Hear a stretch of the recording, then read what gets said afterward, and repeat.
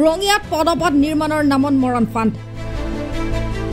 ঠিকাদাৰৰ অপৰিকল্পিত কামত জনসাধাৰণে ভুগিছে হাৰাশাস্তি ৰঙিয়াত পদপথ নিৰ্মাণৰ নামত এক অৰাজক পৰিস্থিতিৰ সৃষ্টি হৈছে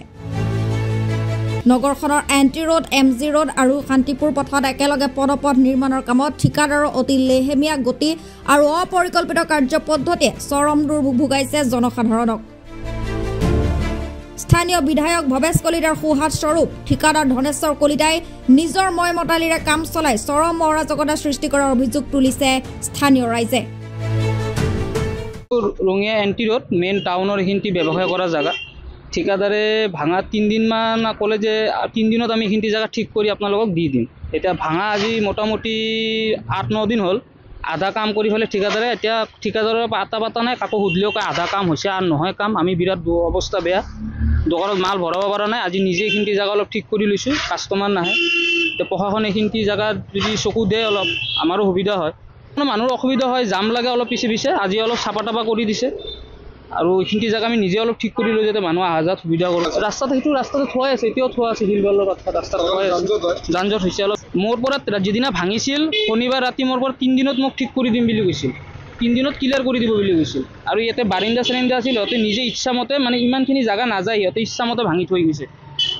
নিজৰ ইচ্ছামতে ভাঙিছে বৰষুণ আহিলে এতিয়া আমি কি কৰিম এতিয়াতো আমি তাকে চিন্তা কৰিছোঁ ওচৰত ঈদ আহি আছে বিহু আহি আছে এনেকৈ আধা কাম এটা কৰি পেলাই থৈ দিলোঁ আৰু এটাৰ পিছত আন এটাৰ কাম সম্পূৰ্ণ কৰিবলৈ সচেতন মহলে আহ্বান জনোৱাৰ পিছতো কোনো কাণসাৰ নিদিলে ঠিকাদাৰে তাৰ পৰিৱৰ্তে নগৰৰ মাছমজিয়াৰ 3টাকৈ পথত একেলগে গাঁত খান্দি অযোগ্য কৰি তুলিছে চলাচল লগতে পথত তীব্ৰ যান-জঁট সৃষ্টি হোৱাৰ উপৰিও সৰু বৰ বহুতো দুৰ্ঘটনা সংঘটিত হৈ আহিছে বুলি জানিব পৰা গৈছে তদুপৰি পদপথ নিৰ্মাণৰ অপৰিকল্পিত খননৰ ফলত ৰঙিয়া জৱাহৰলাল নেহেৰু শিশু বিদ্যালয়ৰ নতুনকৈ নিৰ্মাণ কৰা দেৱালো ভাঙি পৰিছে যিয়ে এতিয়া জনসাধাৰণৰ মাজত আতংকৰ সৃষ্টি কৰিছে যাৰ বাবে স্থানীয় প্ৰাক্তন বিধায়ক অনন্ত ডেকাৰ লগতে নগৰৰ ব্যৱসায়ীসকলে ঠিকাদাৰৰ বিৰুদ্ধে ক্ষোভ প্ৰকাশ কৰিছে শেহতীয়াকৈ পদপথ নিৰ্মাণৰ কামে গতি লাভ নকৰে তেন্তে অনাগত দিনত প্ৰতিবাদ সাব্যস্ত কৰা হুংকাৰ প্ৰদান কৰিছে স্থানীয় ৰাইজে এই যে ঠিকাদাৰবিলাক আমাৰ ৰঙিয়াত নৰ্দমাৰ কাম কৰে ড্ৰেইনৰ কাম কৰে প্ৰায় প্ৰতি বছৰে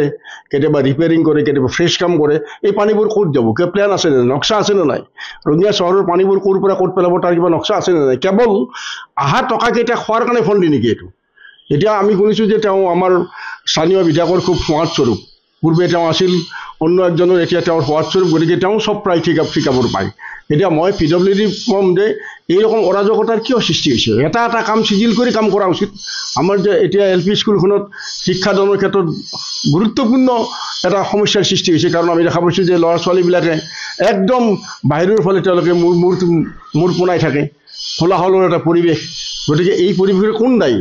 মই ভাবোঁ যে PWD ডিপাৰ্টমেণ্টৰ চিন্তা কৰা উচিত ৰঙিয়াখনক কেনেকৈ অৰাজকতাৰ মাজলৈ ঠেলি পঠিয়াব নালাগে আৰু একজন ঠিকাদাৰে বিভিন্ন ঠাইত কাম আৰম্ভ কৰিছে আচলতে প্ৰকৃতপক্ষে ঠিকমতে টেণ্ডাৰ হৈছে নে তাকো সন্দেহ আছে গতিকে আমাৰ PWD ডিপাৰ্টমেণ্টে বিভাগীয় ডিপাৰ্টমেণ্টে গোটেই বস্তুটো নলা নৰ্দমা পৰিষ্কাৰ কৰাৰ নামত বা নলা নৰ্দমা বনোৱাৰ নামত তেওঁলোকৰ কি প্লেন ৰাইজকো অৱগত কৰা দৰকাৰ কাৰণ যদি পানীটো সৰু পানী ক'ত নাযায় তেনেহ'লে কি নৰ্দমা কেৱল টকাকেইটা খোৱাৰ কাৰণে নেকি গতিকে মই ভাবোঁ যে বিভাগীয়ভাৱে এইটো এটা ভালকৈ তদন্ত কৰা উচিত আৰু